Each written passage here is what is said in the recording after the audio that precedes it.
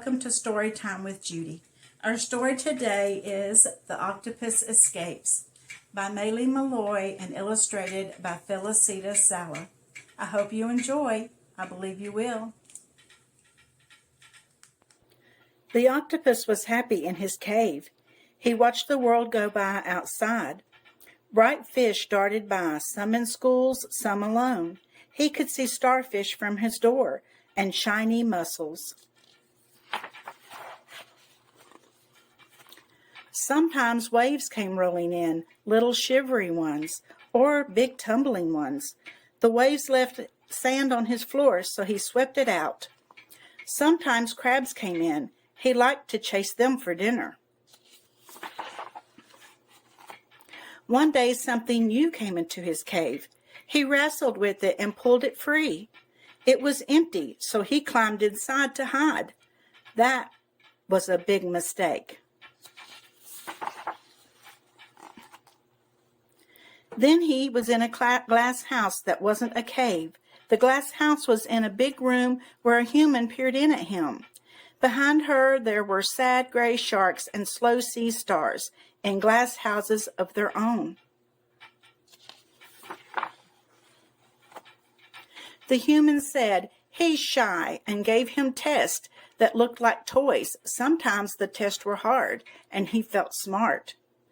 But sometimes they were easy. The human taught him to take pictures of people who came to see him. People loved to be in pictures. They made funny faces.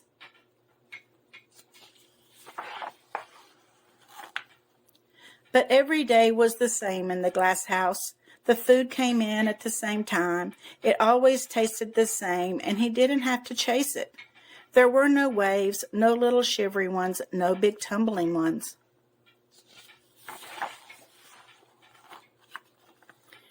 He missed the different fish swimming by his cave, and the starfish and shiny mussels.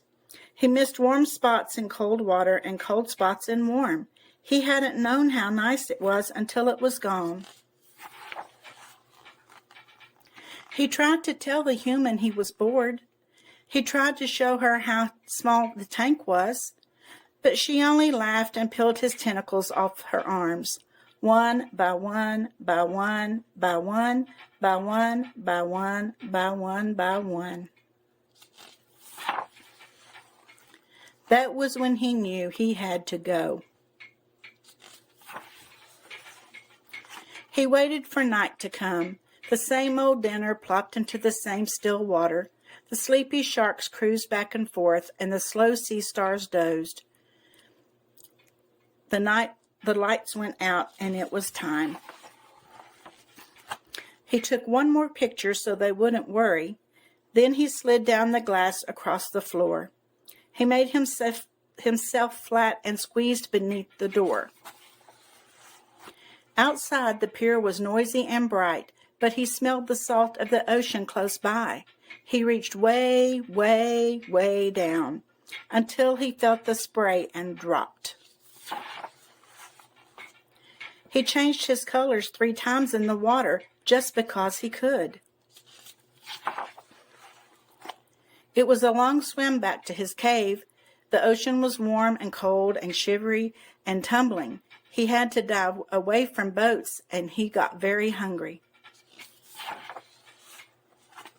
But he thought of the same food plopping into the tank, and the same unchanging water, and the 4 glass walls he couldn't swim through.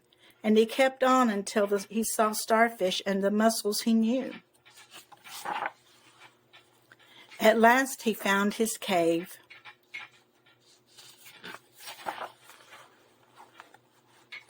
He chased a crab and brought it home for dinner.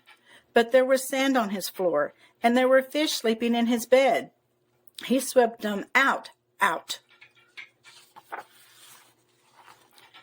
He made his cave just right. No one gave him tests or wanted a picture taken.